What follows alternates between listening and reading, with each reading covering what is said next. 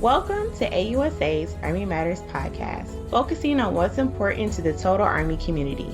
Today's episode is brought to you by GEICO. This Military Appreciation Month, GEICO would like to thank all current and retired military personnel.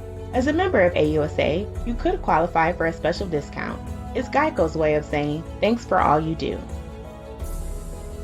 Welcome to another episode of Army Real Talk, an Army Matters podcast from the Association of the United States Army's podcast series. I'm Lieutenant Colonel Brittany Lloyd, the AUSA Army Fellow. Today is our second episode of our Adopt a Unit series, and we get to hear from the 3rd Security Force Assistance Brigade. The 3rd SFAB recently returned from a deployment to Afghanistan and is preparing their next teams for missions.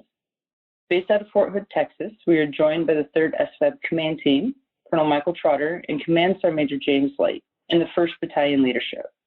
I'm excited to have you guys with us today. Although SFABs generally have similar missions, Colonel Trotter and his team are aligned with U.S. Central Command, focused primarily in the Middle East.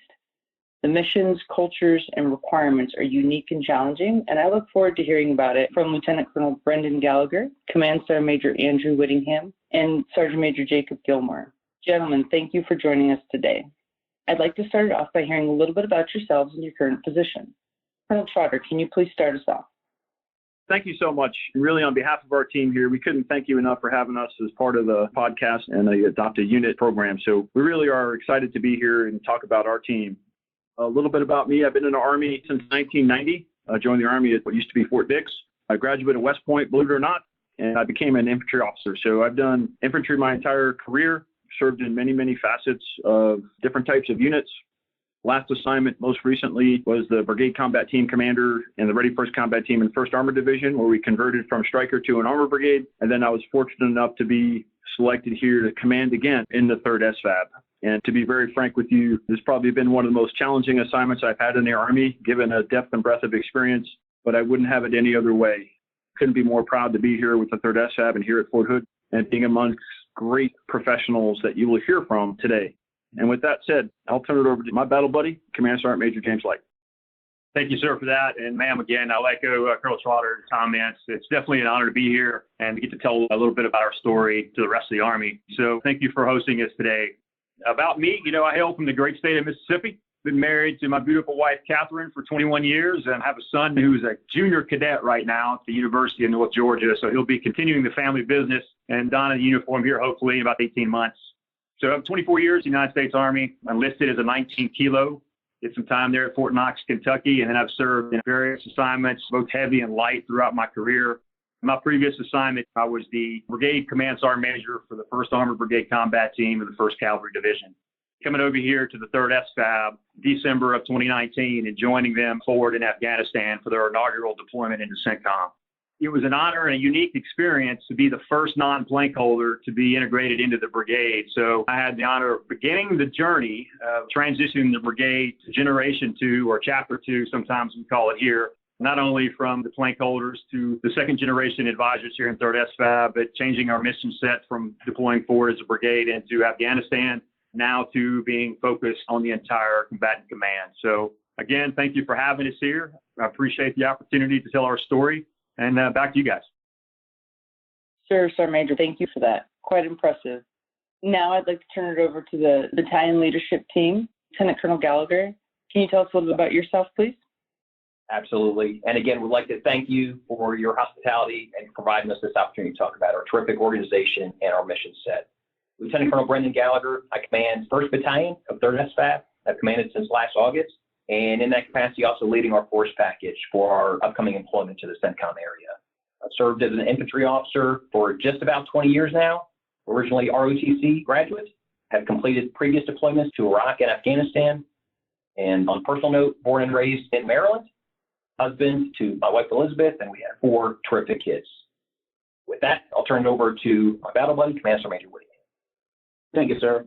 Ma'am, thank you for hosting us. I am Command Sergeant Major Andrew Whittingham, and I am 1st Battalion 3rd SFAB Command Sergeant Major. Prior to my current assignment, I served as a Command Sergeant Major for a Combined Arms Battalion within the 1st Cavalry Division of Fort Hood, Texas. I am an infantryman by trade and have served in various assignments during my 27-year Army career. I have been stationed at Fort Benning, Georgia, Fort Riley, Kansas, Fort Carson, Colorado, Fort Bliss, Texas, Germany, Republic of Korea, and Hawaii. I am married and we have 4 fabulous children. I will now hand it over to Sergeant Major Gilmer. Ma'am, pleasure to be here with you today. And once again, thank you for the opportunity to talk about our fantastic organization. I'm an infantryman by trade, definitely a light infantryman at that, 23 years in service. Really spent about 15 of my 23 years in reconnaissance, from like long-range surveillance to scouts to reconnaissance advanced leader force instructor. Did a couple things outside of that, like ROTC instructor, recruiting duty. Really the only normal line time I did as a first sergeant in 82nd Airborne Division. Recent grad about a year ago from the Sergeant Major Academy. Been here for about a year. Love this organization. Came here really because there is no organization really that has the operational relevance right now that the SFAB does. And once again, because of my reconnaissance background, I really love the small unit tactic environment, and that's what we're all about, is the synergy here is with our small teams. Gentlemen, thank you. And frankly, impressive careers on all of you guys. And I'm honored to be with you guys and be able to share this experience. Your expertise and knowledge of not only your traditional day jobs, but with the SFAB, I think is going to definitely benefit not only myself, but our listeners as we follow you guys through the next year and some of your mission sets as you prepare. With that, Colonel Trotter, I'd like to turn it over to you. And if you can kind of describe the role and the mission of the 3rd SFAB and how you guys support CENTCOM. So our organization, and just to kind of pull up maybe to the strategic level, fairly new to the Army. We have 5 active component SFABs, and we are all geographically aligned to a combatant command. We drew what I like to call here the blue-collar combatant command, arguably one of the toughest, most challenging geographic combatant commands on the planet. And the 3rd SFAB's role, to boil it down in simple terms, we build relationships with our partner forces. If you listen to the Chief of Staff of the Army talk, in every forum, to include his recent papers number 1 and number 2, the U.S. cannot go about this alone. It is about the joint force, interagency, and in this particular example, our partner forces in the CENTCOM theater of operations.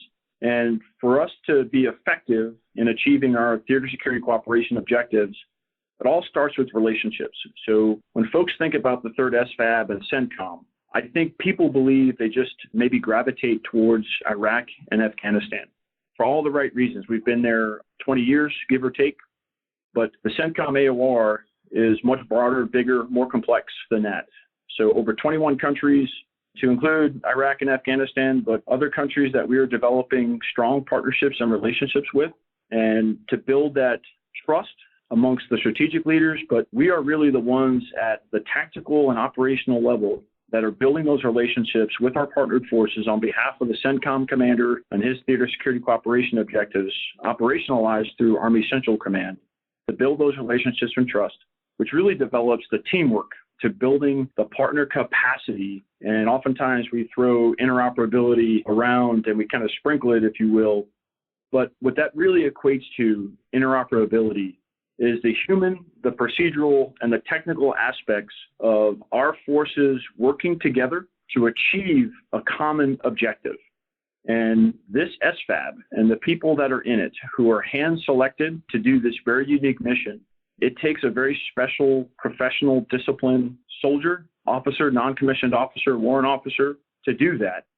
It sounds very easy in this podcast, but it is incredibly hard and complex. And this SFAB, operating in arguably the hardest geographic combatant command on the planet, is literally at the tip of that every single day on this fairly new concept to be out there on the ground, the brown beret on the ground with its partner forces to build that capacity to either deter a threat or, if need be, defeat a common adversary in the conflict space. So our mission is very unique, very challenging, very rewarding, but also incredibly complex. And it takes a very, very special person to do that. And those are the special people that we have here in our formation. And then the other part to kind of our purpose, if you will, from the Army perspective is oftentimes we'll talk in terms of we're a very, very low-cost, high-yield force that goes into theater. And in this particular case, up to about 10 countries right now, scattered across from Kyrgyzstan down to Egypt. And Brendan will talk a little bit more about that part. But the literal cost savings of putting advisor teams on the ground versus that of a brigade combat team or a heavy force or large formations is literally quite expensive. And then the talent that we have and the great plates that we have, we're low cost, but what we like to term incredibly high yield because of how we select our personnel, how we train them, how we prepare them for that very unique and complex strategic mission. Sure, thank you. And that's all excellent information. And I concur. The partner nations and the joint approach to current and future warfare is critical. And as the chief mentioned, we're definitely at a junction with modernization right now. And these types of formations are going to lead us into the future. So you're absolutely correct, sir. Thank you for that. And now I'd like to transition to Lieutenant Colonel Gallagher. As Colonel Trotter mentioned, SFAB teams are very unique and specific and highly trained specialists. Can you talk about what your teams consist of and how they complement each other throughout the different types of missions you have? So our force package in 3rd SFAB has 20 tailored teams, and these teams are agile and can be employed for an array of purposes to effectively meet the demands of a given strategic situation. We have 12-person maneuver advisor teams. These are designed for synergy across the warfighting function, so it includes advisors on operations, on signal, medical, intel fires, other key areas. Similarly, we also have company and battalion advising teams that are also agile and can easily advise at the brigade and division levels, for example, of our foreign security force partners. Our force package also has uniquely tailored fires and engineer and logistics teams. Across our whole organization, each of these advisor teams really is the center of gravity. And I'd argue that really is a fundamental distinction between our organization and how we operate and most other types of formations across the Army. And I think what's really impressive is the ability of our teams to operate autonomously in various different countries. Often more traditional organization, given unit deploys, and a lot of times you'll have 1 or 2 layers of oversight that are reasonably close by. But our advisor teams operate in a very different paradigm. And in the very near future, our force package will be deploying teams for separate missions across about 10 different countries, from as far west as Egypt and all the way up to Kazakhstan and many countries in between. And with that degree of decentralization, the principle of mutual trust is really a foundational part of our success. And we live and breathe mission command. Mission command and the notion of discipline initiative, that is practically embedded into our DNA and how we operate.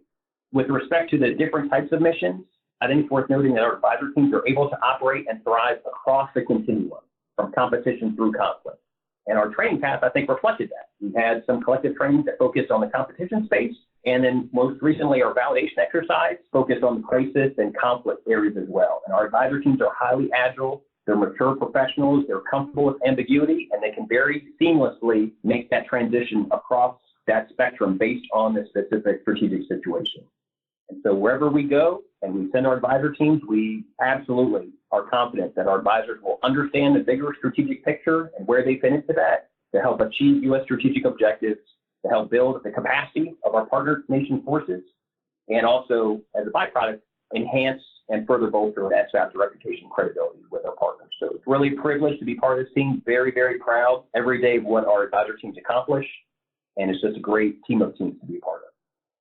Thank you. That sounds like an amazing opportunity to be a part of that type of an organization, to be on kind of those small teams with those unique skill sets, and like you said, to be spread across something as large as Central Command really takes a lot of trust and the discipline initiative, which is key. So that's exciting. And congratulations on your command of that unit. Hey everyone, we hope you're enjoying the show. We'd like to take a moment to thank GEICO for making this episode possible. This Military Appreciation Month, GEICO would like to thank all current and retired military personnel. As a member of AUSA, you could qualify for a special discount. It's GEICO's way of saying, thanks for all you do. Now I'd like to transition to kind of the opposite side of the house. Sergeant Major Gilmer, as the Operations Sergeant Major, I'm sure preparing the teams and the units for training with different nations must be complex. How do you work through operations and planning with the different partner nations? And has most of it been virtual?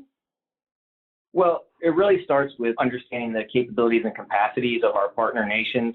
That's critical because our job is not to make them the U.S. military. Our job is to make them the best military that they can be for themselves. For example, you can't use like a fires detection system for us and train them on it if it's not equipment that they have.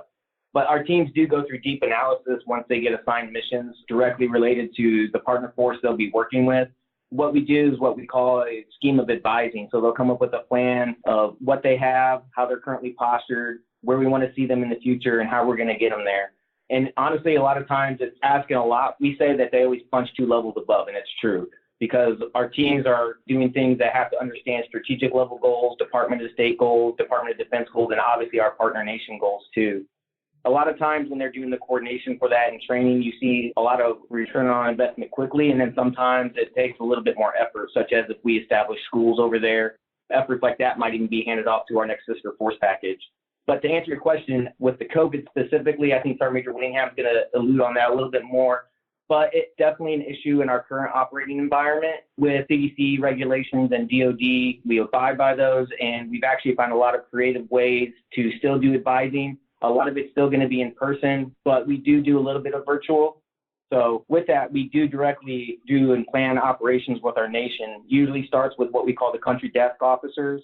After initially doing that planning, we get directly linked up with the organizations we'll be training with to develop periods of instructions.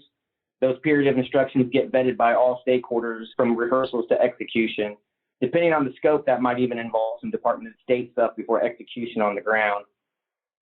That's very interesting. Thank you. And yes, complex. Like you said, it's not just marrying up with another military that generally speaks a common language. You're dealing with Department of State and all sorts of other entities. So throughout the region, there's already many U.S. and coalition forces deployed. How do you integrate and support current ongoing operations? So there is a lot of current operations in our area of responsibility that are recurrent events. Really, you would look at it like their long-range training calendar, much like a date rotation would be for U.S. units. Some big names on that would be like the Bright Star and Inferno Creek training exercises. They happen yearly. So those are really easy to kind of link into. But besides that, there's tons of ongoing operations. They can range anything from like simple seminars to tactical exercises to CALFEXs and planning exercise. But Colonel Trotter really alluded to it. We work with interoperability by working and sustaining and investing in relationships. Our partner nation relationships is obviously our primary goal, but we also have interoperability and work with other U.S. units. Recently, we've done a lot of good work with 5th Special Forces Group so that we can support each other. And that says a lot because, like we've alluded to, 10 different countries. Right now, we're at 30-plus missions within less than a 6-month window. So there's a lot of things that are constant, and there's a lot of things that are fluid that our teams adapt to accomplish the mission. Just to kind of reinforce a point that Sergeant Major Gilmer was talking about, when we talk about the 3rd SFAB, sometimes biased as we are to our organization, we may give an impression that we're the only tool in the tool bag per se, but one of probably the biggest, I won't say challenges that we've had, but eye-opening experiences, if you will, as a fairly new concept in the Army, is literally trying to understand all of the different stakeholders and players that have been operating in Central Command's area of operations. And Sergeant Major Gilmer mentioned one of them, 5th Special Forces Group. They are aligned to that theater as well. We have the state partnership programs, Title 32 National Guard involvement. We have the Regional Security Assistance Commands that work through fielding of certain types of equipment and training. We also have Department of State through foreign military sales operating in the environment. And then we also have international partners. So we're forging a relationship now with elements out of the United Kingdom called the Specialized Infantry Group. So those are just some off the top of my head that we are forging relationships with at the 3rd SFAB level to not just understand where they have been, where they are, where they're going, but how this very unique tool in the toolbox from the 3rd SFAB, how we can complement all of those efforts to bring a unity of effort to achieve a collective theater security cooperation objective. Sure, that's an excellent point. And I spent many years in the Pacific AOR and did a lot of security cooperation exercises and engagements with many of the countries over there. And I completely understand and only could imagine what it's like moving several small teams all throughout CENTCOM and trying to deconflict and understand, like you said, kind of how to best complement and integrate. So good luck with that. You guys, I'm sure, are doing great. We're on a good path. It is challenging. I'm not going to fib, but it's also incredibly rewarding. And to be very frank with you, even as a colonel with so many years in the Army, the day you stop learning and growing is maybe a day you need to challenge yourself to maybe not do this anymore. So I learn something each and every day, not just from our teammates inside the formation, but all those entities we mentioned and others that are absolutely just fantastic growth and development that's kind of baked into what we're doing here. And we couldn't be more excited to forge those relationships, as challenging and somewhat humbling as they might be, to acknowledge that you don't know a whole lot that's going on out there. So it is exciting for us too. I'd like to turn back to some of the training and preparation that we were talking about earlier with Sergeant Major Gilmore. Obviously, operating in a COVID environment has posed a lot of challenges and limitations for a lot of organizations across the military. Command Sergeant Major Whittingham, how has your team kind of worked through some of these? And I'm sure you've come up with creative and innovative ways to maintain your readiness. Can you expound on some of that, please? Oh, yes, ma'am. Absolutely. I think I'll tell you up front that Force Package 21-2-Charlie has done a phenomenal job protecting the force while training and building readiness in the COVID operating environment. To date, 93% of our advisors have received at least one of the 2 COVID vaccination doses and have appointments to receive their second vaccination to complete the series. Our advisors receive education on the importance of protecting themselves, as well as our foreign security force partners during the conduct of their duties, and have volunteered to receive their vaccination. This also ensures we are meeting our host nation COVID requirements. During our training and daily operations, we adhere to all CDC recommendations and guidelines. We stay safe by taking simple precautions, such as wearing our masks in the workplace and workspace at all times. We practice physical distancing when feasible, and we conduct most of our training outdoors to take advantage of the fresh air. When we can't or it's impractical, we keep rooms well ventilated when operating indoors. Our advisors practice good hygiene regularly, including washing and sanitizing their hands. We also ensure our force package has all the resources available to them for sanitizing the workplace and workspace, as well as individual advisors. In addition, the SFAB possesses an advantage in abating the spread of the virus because of its unique design, specifically regarding team size. Our advisor teams are small, ranging from 4 to 12 people on each team, which prevents crowding. Some of our training and exchanges also occur in the virtual space, which eliminates the likelihood of infection. Our force package has been successful in building and maintaining readiness because we are exercising a comprehensive strategy to suppress transmission and save lives. That's excellent news about your team almost being completely COVID vaccinated. That's definitely a big hurdle for not only the Army, but the DoD force at large. So that's awesome, and that definitely helps with your readiness and ensuring their safety as they travel around the world. Thank you, Sergeant Major. I'd like to turn back to Lieutenant Colonel Gallagher real quick. Family support during these types of missions and movements are paramount. Can you talk about some of the ways that you're able to keep your families connected through the constant movement around the world? Yes, very important topic. And as we go about our business, the health of our force and our families is top priority for us. Because if that foundation isn't solid, that would have real impacts and could undermine our cohesion and effectiveness as an organization. We do have a more mature and experienced population of service members and family members as compared to a lot of other units across the Army. Many of these families have been through 1 or more deployments or family separations previously, so that helps to manage expectations to an extent. And I say to an extent because it's important for us to acknowledge the unique nature of our teams and kind of how we deploy in a decentralized way to various different countries simultaneously, often for varying lengths of time. And that's distinct from what many of our families are used to. You know, for example, you may be in a given brigade combat team and most of that formation may deploy relatively intact and then redeploy together. That is not the model that we have here. We have a town hall event coming up where we're going to continue to reinforce that message, ensure that we're informing our families, providing resources to them as we prepare our advisor teams to start serving overseas. In addition to that, social media, that remains helpful for us to stay engaged with our families to forge those connections across the board, especially in the COVID environment, as Command Sergeant Major Whittingham just described.